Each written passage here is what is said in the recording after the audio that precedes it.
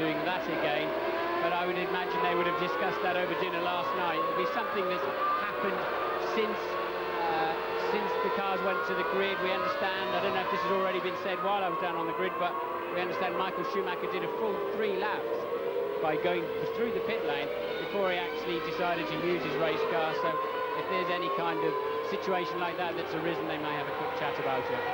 So Mika Häkkinen leads the way round. You can see it's a very flat course. You can see, like Brazil, there's a fair amount of debris on the circuit already, paper debris, which can get into the side pods and clog the radiators.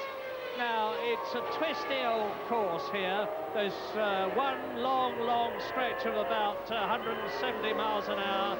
They approach 180 miles an hour down to the first curve. They're coming into the Senna turn now.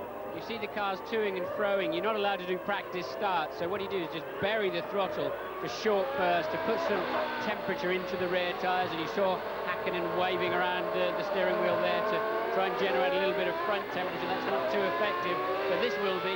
Now he'll squirt it out of there, and the main thing is he's got some rear tyre temperature when he parks on the grid. If you're at the front of the grid, you can be up to 3/4 of a minute stationary before the last car takes up its position in 22nd place.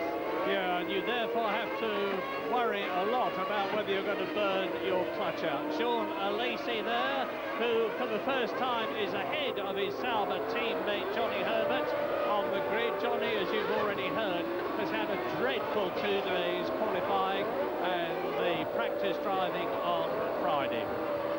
Yeah, it's a long time since I've seen Johnny Herbert spin off and just floor the throttle in total frustration as he did yesterday. He's had a difficult weekend, but there's a lot to go for yet. 72 laps to go as they form up on the grid. The tail enders now taking their position, trying to stay on the cleaner bits until the last possible moment before they get into their box. They must line their front tyre up with a yellow line that's actually very difficult to see from the cockpit because the cockpit sides are high, and then that means the sensor in the car is over the sensor on the start line. So when the 5 lights go out, it will be action in Argentina. And that's it. Lovely start by David Coulthard.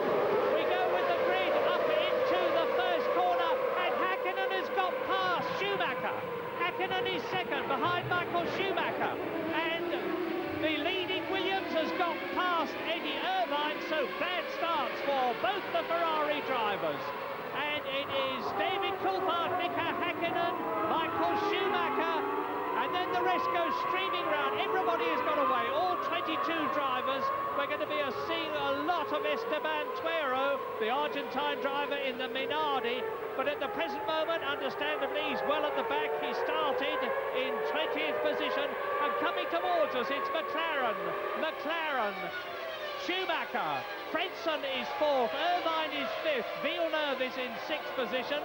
So Heinz-Harald Frentzen has made up places. The white stuff you can see on the track is dry ice that they put in the radiator side pods to keep the cars cool when they're on the start line before they do their green flag lap. And you saw the white stuff bouncing around. It's dry ice and it will disappear, no damage done. So a wonderful start as far as McLaren is concerned. And now Mika Häkkinen is bottling up Michael Schumacher, and look at the way that David Coulthard, who has yet to win a race this year, unlike his teammate who's won 2, is bottling up Schumacher. There is Frentzen behind. Frentzen is Eddie Irvine, 6th is Villeneuve, 7th is Sean Alesi, and Mika Häkkinen is speeding up. He's just